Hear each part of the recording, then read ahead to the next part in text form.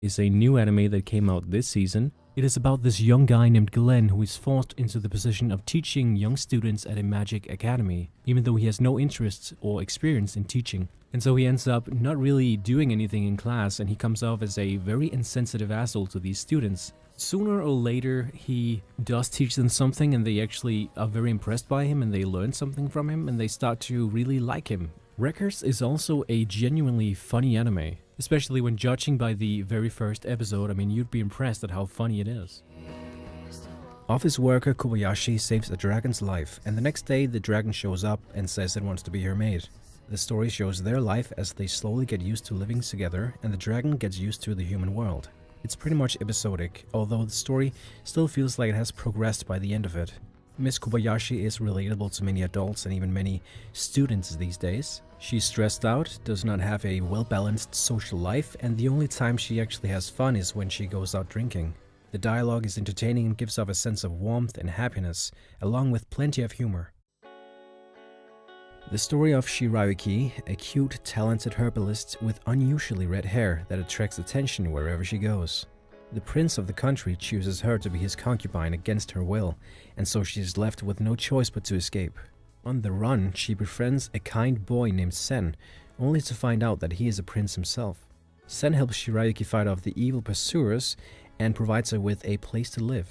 The heroine, Shirayuki, is very likable. She's kind-hearted, hardworking, and gentle. Now, the way I would describe Akagami is this. You take a donut, put it in hot chocolate, then drizzle some honey on top and finish with some sprinkles. And it would still not be as sweet as Akagami. Akagami is hardcore caramel vanilla apple pie fudge. And you know you just ate too much sugar, but you cannot stop. Your stomach aches and you're full, but you still manage to pop a biscuit in your mouth and you like it. I really like Shirayuki with her red hair and her love for plants. It is a good anime and it's recommended, even though it may give you a bit of diabetes. Roka no Yusha. Whenever the demon god awakens, the goddess of fate chooses 6 heroes to fight it off and send it back to the depths of darkness. Those heroes are called the Braves of the 6 Flowers. Adlet Mayer, a young man who believes himself to be the strongest man in the world, is chosen as one of these heroes.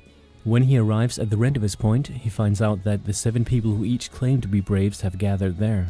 Someone is not a real Brave of the 6 Flowers, and everything suggests that Adlet is the 7th. As expected from the same people who made Akame ga Kill, the story was quite entertaining. I will say though that when going into this, I did not expect it to turn out the way it did. Elderman on the Sky was a positive surprise of the summer season of 2016. It's a light novel adaptation that attempts to experiment with concepts like tactical warfare, which is one of Elderman's main themes throughout. The setting is a world in which science is a foreign concept. The protagonist, Ikta, is a lazy but brilliant military strategist who is in the wrong place at the right or wrong time, and finds himself in officers' training school with little to no choice in the matter. Elderman is a good anime. It's not a masterpiece by any means, but I think it's something that most people are gonna enjoy.